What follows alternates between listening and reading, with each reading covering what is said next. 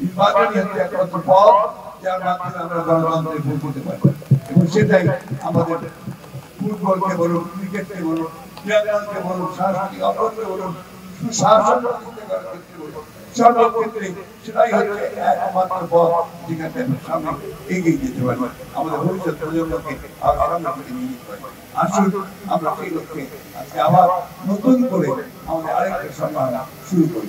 আমাদের দেশে একটা ভয়ঙ্কর সময় আমরা পার হয়ে এসেছি। প্রায় 15 বছর একটা পাথর আমাদের বুকের মধ্যে চেপেছিল।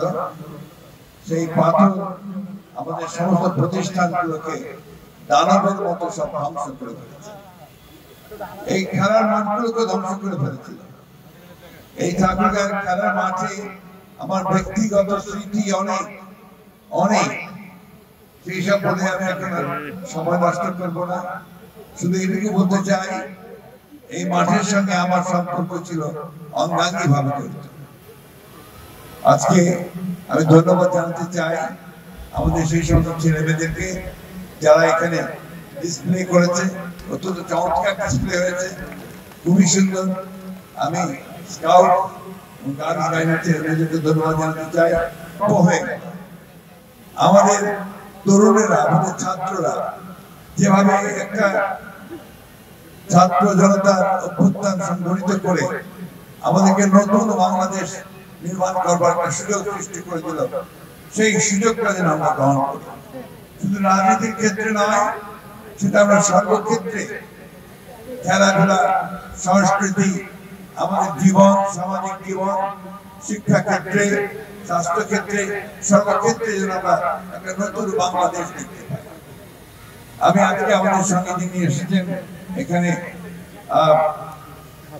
এক সময় ঢাকা স্টেডিয়াম কাঁপানো ফুটবলার, জাতীয় টিমের ক্যাপ্টেন ছিলেন এবং তার নেতৃত্বে সাফ ফুটবলে বাংলাদেশ জয়ী হয়েছে। তিনি এখন রাজনীতির অঙ্গনে এসেছেন, সেখানে এসেও তিনি কিন্তু খেলাকে ভুলে যান। তিনি এই খেলাই শুরু করেছেন আমার, যার ঢাকা মহানগরের ফুটবল টুর্নামেন্টে আমাকে নিয়ে গিয়েছিলেন। সেখানে আলাপ হয়েছিল যে আমরা ঠাকুরগাঁয়ে ফুটবল টুর্নামেন্ট করতে পারি। আমি সেই জন্য তাকে আন্তরিকভাবে ধন্যবাদ জানাতে চাই তার সহযোগিতার জন্য। ঢাকা থেকে আজকে অনেকে এসেছেন, আমাদের কৃতি ফুটবলার সাব্বির, আমি একসময় তার ফ্যান ছিলাম। আমি আমিরুল ফ্যান, ফুটবল। আসলে এরা যখন মাঠে খেলতেন তখন মাঠে তারা দাপিয়ে রাখতেন, তখন অসংখ্য দর্শক ছিল। আস্তে আস্তে ফুটবলের দর্শক কমে গেছে। ক্রিকেটের জনপ্রিয়তার সঙ্গে সঙ্গে ফুটবল যেন নেমে গেছে। ফুটবল হচ্ছে আমাদের দেশের খেলা, মানুষের খেলা। আজকে গ্রামের মধ্যে কি দেখি যে একটা ব্যাট নিয়ে বানিয়ে ক্রিকেট খেলতে, আগে দেখলাম সেখানে ফুটবল কাদার মধ্যে এই ফুটবলকে আবার আমাদের জনপ্রিয় করে তুলতে হবে। এবং যে উদ্যোগ আজকে আমরা নিয়েছে, সারা বাংলাদেশে সেই ফুটবল টুর্নামেন্ট শুরু করেছে, বিভাগীয় খেলা হয়েছে।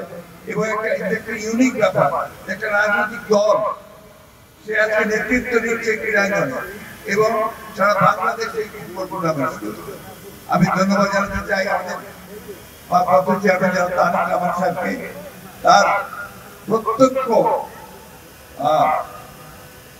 মনিটরিং, প্রত্যক্ষ দিক নির্দেশনা আজকে আমিরুল তার সহযোগিতা নিয়ে এই টুর্নামেন্ট সারা দেশে করছে। আমি বক্তব্য দীর্ঘ করবো না, খেলার মাঠে বক্তব্য কখনো ভালো হবে না। একটা কথা বলতে চাই, আজকে যে নাম টুর্নামেন্ট ফুটবল টুর্নামেন্ট, শহীদ প্রেসিডেন্ট জিয়াউর রহমান, অনেকেই ছেলেরা হয়তো জানে না, আমাদের ছোট ছোট প্রজন্ম, তিনি ছিলেন একজন গণজন্ম মানুষ। তিনি বাংলাদেশে একটা একদলীয় শাসন থেকে বহুদলীয় গণতন্ত্র নিয়েছেন। তিনি এই দেশের গণতন্ত্রকে মুক্ত করেছিলেন এবং এই দেশের আমল পরিবর্তন সাধন করেছিলেন। মাঠে খেলাধুলার ক্ষেত্রে, সর্বক্ষেত্রে তাকে প্রত্যক্ষ হস্তক্ষেপ ছিল, উন্নত করবার চেষ্টা করেছিলেন। সেটা আমরা আজও মনে করি। সেই জিয়াউর রহমানকে মনে করি।